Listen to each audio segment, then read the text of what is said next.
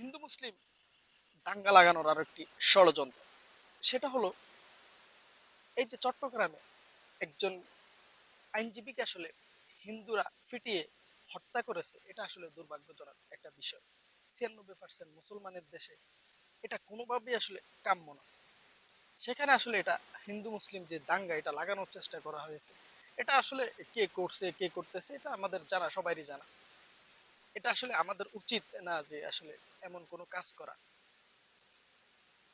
আমাদের উচিত হবে না এমন কোনো কাজ করা যেটা আসলে দেশের জন্য এবং আমাদের নিজেদের জন্য ক্ষতি বয়ে আনে। এমন কোনো কাজ করা আসলে যাবে না, এটা থেকে বিরত থাকতে হবে।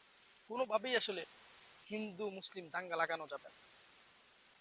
কারণ যদিও মুসলিম সংখ্যাগরিষ্ঠ একটি দেশ, এখানে আসলে হিন্দুদের ওইভাবে ক্ষমতা প্রদর্শন অথবা এরকম কোনো সুযোগ নাই, কিন্তু পার্শ্ববর্তী দেশ